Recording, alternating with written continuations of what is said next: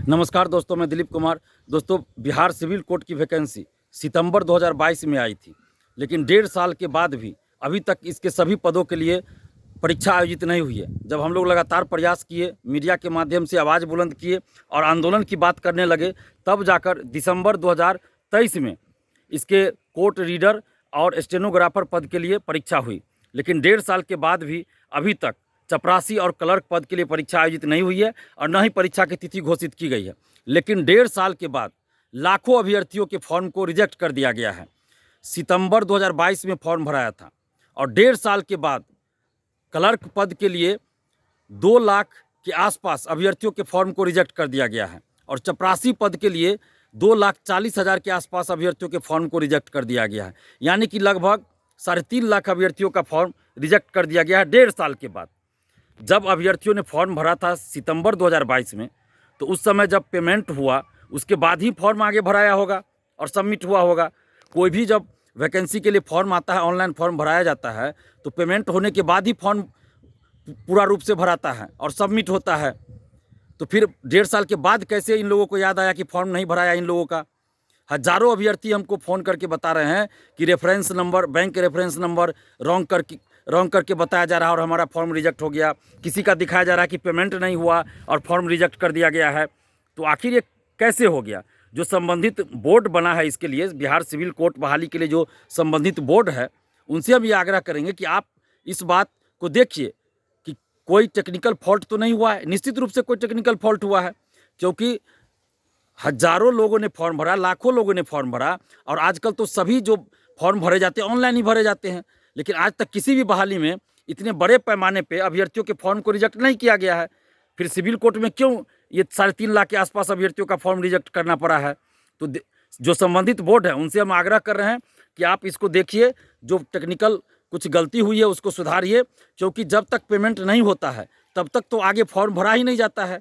Payment हो जाता है सक्सेसफुल, उसके बाद आगे लोग फॉर्म भरते हैं, फिर सबमिट करते हैं, तभी प्रिंट आउट निकलता है। और हज़ारों अभ्यर्थी हमें फ़ोन करके बता रहे हैं कि उनके पास प्रिंट आउट है, उन्होंने फॉर्म भर दिया था, सबमिट हो चुका था और पेमेंट भी हो चुका है, उनके पास सबूत है इस चीज़ का कि वो पेमेंट किए हैं और सक्सेसफुल हुआ है पेमेंट। तो अगर कुछ गलती इसमें लग रहा है आपको हुआ है, तो ये तो बैंक और संबंधित बोर्ड के बीच की बात है। तो आप बैंक से देखिए कि क्या मामला हुआ नहीं हुआ, या जो आपने जो बनाया है, सॉफ्टवेयर बनाया, उसमें देखिए क्या खामियां रहा। तो इसकी सज़ा जो है अभ्यर्थियों को क्यों दे रहे हैं? ये बैंक और संबंधित बोर्ड के बीच की बात है। और कहीं भी कुछ अन्याय होता है तो लोग कोर्ट में जाते हैं न्याय के लिए। तो ये तो कोर्ट का ही मामला है। जो संबंधित बोर्ड है उसमें तो बोर्ड के जो मेंबर है वो जज लोग ही हैं। तो आप सभी से हम आग्रह करें, जो संबंधित बोर्ड है उसके जो मेंबर हैं, जो अध्यक्ष हैं, यानी कि हम पूरे बोर्ड से ये आग्रह कर रहे हैं, विनती कर रहे हैं कि लाखों अभ्यर्थियों के साथ न्याय कीजिए और ये जो 3.5 लाख के आसपास अभ्यर्थियों का फॉर्म रिजेक्ट किया गया है, तो इसको आप देखिए और सुधार कीजिए और इन लोगों को फॉर्म में सुधार करके आप देखिए और परीक्षा में बैठने की अनुमति दीजिए और जल्द ही परीक्षा की तिथि भी घोषित कीजिए। क्लर्क और चपरासी पद के लिए जो परीक्षा नहीं हुई है, इस परीक्षा की तिथि भी घोषित कीजिए। और ये जो 3.5 लाख के आसपास अभ्यर्थियों का फॉर्म रिजेक्ट किया गया है, तो इनके साथ न्याय कीजिए और आप इस भूल को सुधारें, क्योंकि ये भूल बोर्ड की तरफ से हुआ है, न कि अभ्यर्थियों की तरफ से। बोर्ड और ये बैंक की तरफ से गलती हुई है। तो आप देखिए कि क्या गलती हुआ है। अगर आपको लगता है अभ्यर्थियों को मौका दे दीजिए फिर सुधार का, क्योंकि अभ्यर्थियों के पास तो सबूत है, इनके पास पेमेंट करने का सबूत है, पेमेंट हो चुका है सक्सेसफुल, इसका भी सबूत है।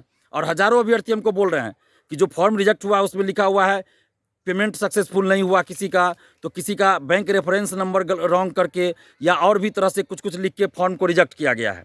जबकि अभ्यर्थी का कहना है कि उनके पास पूरा सबूत है कि उनका पेमेंट सक्सेसफुल हो चुका है। और जब तक पेमेंट सक्सेसफुल नहीं होगा तो आगे तो फॉर्म भराएगा ही नहीं। तो कहीं भी फॉर्म में होता है और सबमिट भी नहीं होगा, ना ही उसका प्रिंट निकलेगा पूरा।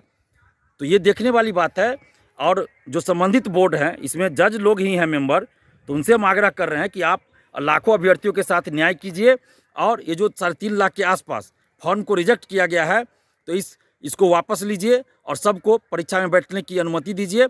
अगर कुछ टेक्निकल फॉल्ट हुआ है तो उसको सुधार कीजिए, बैंक से बात कीजिए, सुधार कीजिए और परीक्षा की तिथि भी जल्द घोषित कीजिए। और ये जो 3.5 लाख फॉर्म रिजेक्ट हुआ है, इन लोगों के साथ न्याय कीजिए, नहीं तो फिर मजबूरन हम लोगों को धरना देना पड़ेगा, अनशन करना पड़ेगा न्याय के लिए, जो कि अच्छा नहीं लगेगा, क्योंकि ये कोर्ट का मामला है। तो हम चाहते हैं कि जो भी जज साहब इसमें हैं, मेंबर है या चेयरमैन हैं उनसे आग्रह कर रहे हैं, विनती कर रहे हैं कि इन 3.5 लाख अभ्यर्थियों के साथ न्याय कीजिए और सुधार कीजिए। धन्यवाद। जय हिंद।